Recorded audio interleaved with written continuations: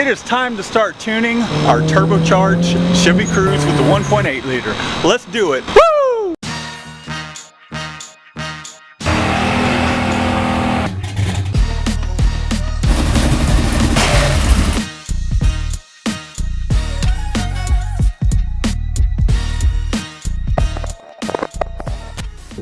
Welcome back. If you're new to the channel, my name is Matt. I'm gonna go ahead and start working on tuning the Cruze. I had to install Windows on my Macintosh that I have sitting out in my shop. Got it done, got HP tuners all loaded up. HP tuners did arrive, so I'm gonna unbox this thing, install it in the car, and hook it up to the computer.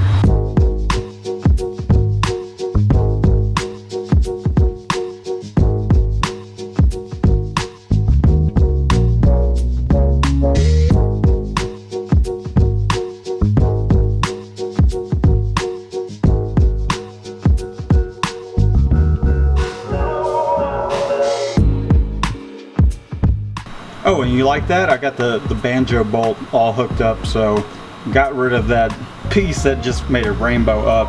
Now the hood, I can close the hood without worrying about loosening this up, breaking anything. Now I can just close it like a normal human being. It is Friday, which means I'll have the weekend to work on slowly learning how to tune my Chevy Cruze, because all of this is new to me. HP Tuner's new to me, but I have HP Tuners installed. I downloaded my as found file from the Chevy Cruze. Also did just a little bit of logging with the car at idle, with the stock air box, also with the charge pipe on. I decided to take the charge pipe off because it was making the car act really funny. The timing was advancing quite a bit. The car revved up and died, so I didn't want to risk ruining the engine whatsoever. So I'm going to take it in steps. HP Tuners did come with some sample files, and it just so happens to be that a Chevy Cruze was in there, and it's for the 1.4 turbo. So I will be able to kind of compare those side by side. I may have to get a 2-bar map sensor from a 1.4 Chevy Cruze to install in this, because from my understanding, just my digging and research, it looks like it's only going to read up to 3 psi, which is fine for me getting the idle and all that stuff up until we start reaching some boost. But we'll see. This is all new to me again, and I'm going to set up OBS so I can do some screenshots of some of the changes that I'm making, so maybe it might be helpful for you guys. But one of the first things I need to do is I need to get my AFR, my lambda gauge, installed, so that way I can log the AFR, see what the engine's doing, see if I need to add more fuel. You know, I just need to see where the air fuel mixture is at. And in order to do that, look what just came in. Pow! This is what I'm going to install the gauges into. This was a blemish piece. Figured, hell, the blemish piece was the same cost as the piece that won't fit well. There we go. I don't know what they're talking about, but this thing looks pretty damn good to me. So this replaces the stock filler plastic, and I'll put my AEM gauge and my boost gauge, not necessarily in that order. I'll have to see what looks best, but it's gonna look pretty awesome. So let's get these gauges installed so that way we can monitor our air fuel ratio and our boost. I'm gonna help with the tuning.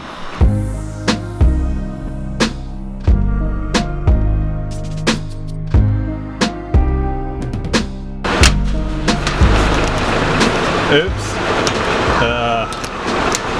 Maybe I should apply these a little more carefully. Here you go, little AM sticker.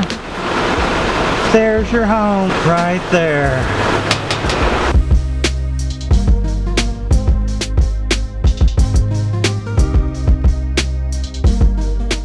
So it's a little later in the day because this is just when I can work on the car. I've got the fan just kind of cooling things down so I can work on it.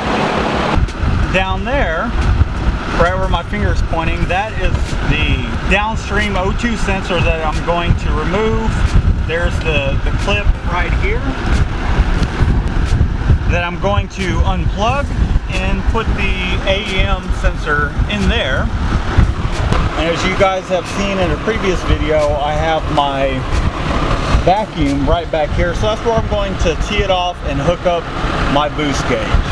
All that's pretty simple stuff, but I gotta figure out where I'm going to hook up the power supply to, and then I gotta figure out how to remove the pillar cover or whatever you want to call it, because there's some tutorials online and it's just not very clear, and I'm not sure that I'm going to make it any clearer for you guys. It's not going to be a step by step, so I'm going to figure this out, get this off. We'll run our gauges through the firewall. After I get it installed, I'll kind of show you how I went about it.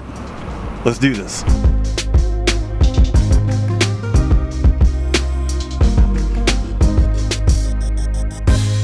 Here's the downstream O2 sensor that I just removed, and we're going to replace it with the AEM unit, which already has a little bit of anti-seize on the threads.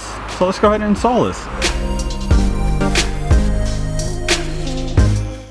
There we go, it's all installed. I've got my connector coming up here. Now I know there's a spot behind the overflow tank for the coolant. There's a little bit of a boot there where I can run things through. So I'm gonna go ahead and work on that, getting all my wiring going through. Probably getting a little ahead of myself. I need to install the T connections for the boost gauge. Let's go ahead and do that as well. I've gotten to a pretty good stopping point. I've got the charge pipe back installed. I got my vacuum lines, at least to the blow-off valve installed. I still need to take the pillar off. However, I need to make sure I can get us home. It's getting late. There's the security for the part, but I'm gonna call it a wrap here. I'm gonna pick this up tomorrow in the morning.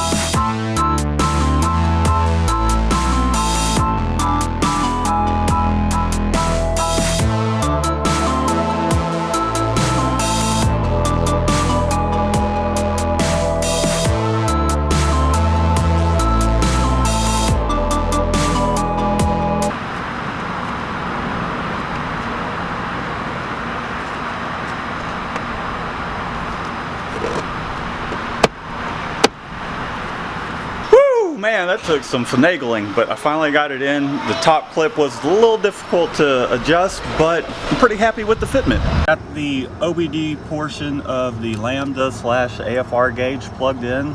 Now I just need to hook all this stuff up. I probably should have ran this through the firewall when I did this, but not a big deal.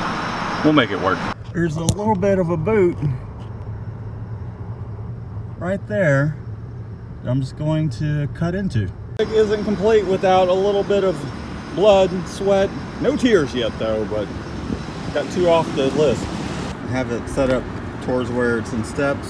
The boost cable is furthest down. It's the longest, and then it's the next shortest one, but I need to be able to make sure I can squeeze this through that boot. So let's get after it. I decided to push this leftover hose that I have through, and I'm going to tape this leading edge to it, so that way I can pull the thing through right through here. Got her taped up pretty good. Let's see if we can pull it through.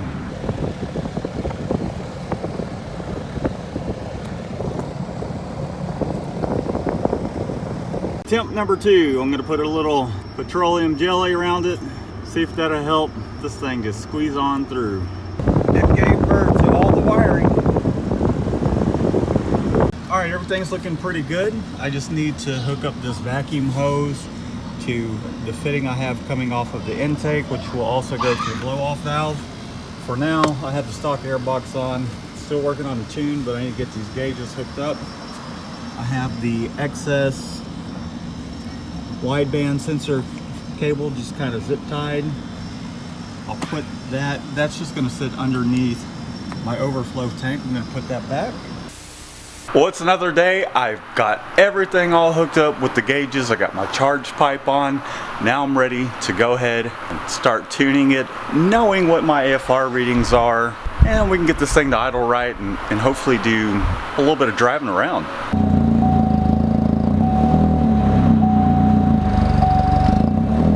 So I'm going to just turn it off real quick and make some adjustments.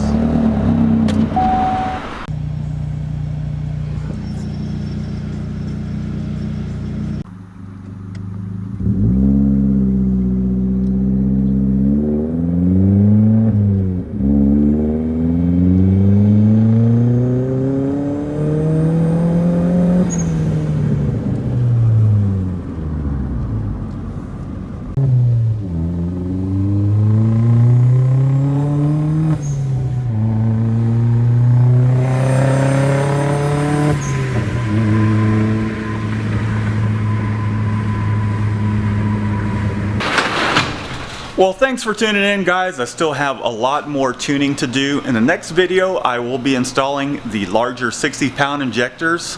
If you're new to the channel, be sure to subscribe, give this video a thumbs up so that way we can reach more people, and leave a comment down below. Until next time, peace out with your peace out.